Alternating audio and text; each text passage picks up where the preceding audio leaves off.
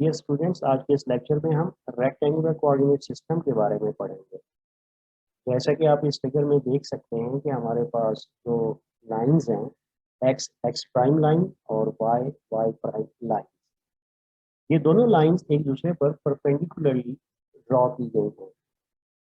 इसी को coordinate system कहा जाता है, रेक्टेंगुलर कोऑर्डिनेट सिस्टम कहा जाता है। और ये जो लाइंस हैं इनको कोऑर्डिनेट एक्सिस कहा जाता है। ये इसलिए ज़रूरी है कि अगर आप किसी बॉडी की लोकेशन बताना चाहते हैं तो उसके लिए आपको एक रेफरेंस पॉइंट की ज़रूरत पड़ती है। तो ये कोऑर्डिनेट सिस्टम आपकी हेल्प करता है उस बॉडी की लोकेशन बताने के लिए, एक रेफरेंस प्रोवाइड करने के लिए। जैसे कि यहाँ पे ओरिजिन ओ है, इस ओरिजिन से राइट और अबव साइड पे हम पॉजिटिव वैल्यूज कंसीडर करते हैं, और इस ओरिजिन से लेफ्ट और बिलो साइड पे हम नेगेटिव वैल्यूज कंसीडर करते हैं। आइए देखते हैं कि जब इस तरह का क्वेश्चन पेपर में आता है तो आप क्या लिखेंगे।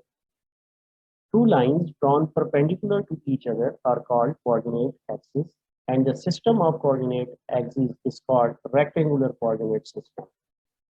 A coordinate system is used to describe the location of a body with respect to a reference point, which is called origin.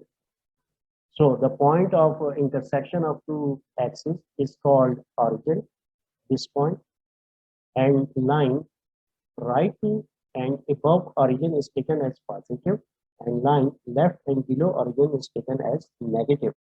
ये स्टूडेंट्स, आपसे पूछा जा सकता है कि वेक्टर ए को प्लेन में ड्रॉ करें, तो ऐसी सूरत में आपको टू डायमेंशन कोऑर्डिनेट सिस्टम की जरूरत पड़ती है। जैसा कि आप इस फिगर में देख सकते हैं, जहाँ पे दो एक्सिस एक्स और वाई को एक दूसरे पर राइट एंगल से ड्रॉ करके दिखाया गया है, और इसी को टू डायमेंशन कोऑर्डिनेट सिस्टम कहा जाता है। यहाँ पर आप एक वेक्टर डी रिप्रेजेंट करना चाहते हैं जो कि एंगल थीटा पे आपको दिखाई दिए जा रहा है।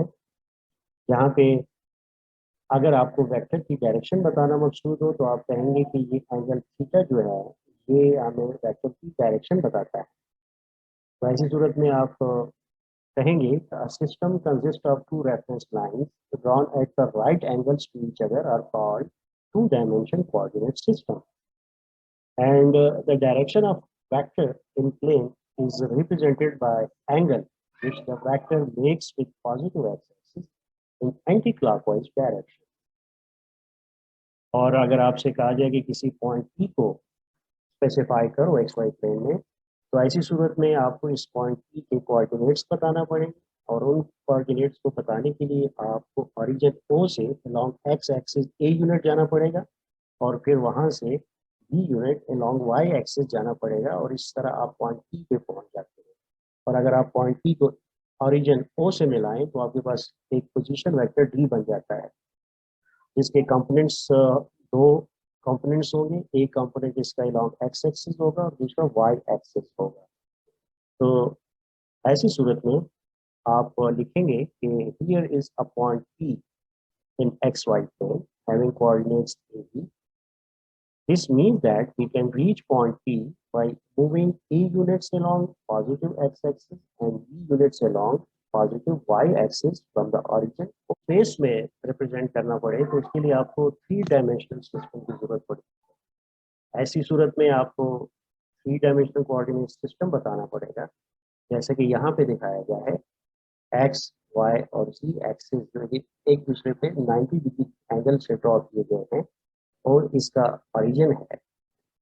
और इस वेक्टर की जो डायरेक्शन है वो स्पेसिफाई की गई है अल्फा बीटा और गैमा से। यानी अल्फा एक एंगल दिया गया है एक्स एक्सिस से वेक्टर ए तक, और बी एंगल स्पेसिफाई किया गया है वाई एक्सिस से वेक्टर ए तक, और इसी तरह गैमा स्पेसिफाई किया गया है, ड्रॉ किया गया है सी से ए वेक्टर तक। तो ऐसी सूरत में आप बता सकते हैं कि फॉर एग्जांपल अगर आपके पास एक पॉइंट ई है जिसकी हमने लोकेशन बतानी है, जिसके लिए हमें कोऑर्डिनेट्स की ज़रूरत पड़ेगी, तो तीनों कोऑर्डिनेट्स की ज़रूरत पड़ेगी क्योंकि हम वेक्टर ए ई को किसी स्पेस में बताना चाह रहे हैं। तो ऐसी सूरत में आप पहले along x axis a unit जाएंगे, फिर along y axis b unit जाएंगे और फिर along z axis c unit जाएंगे, तो आप e पॉइंट तक पहुंच जाएंगे। और इस तरह से पॉइंट पी को जब आप ओरिजिन से मिलाते हैं तो आपके पास एक पोजीशन वेक्टर बनता है और जिसको ए कहा गया है।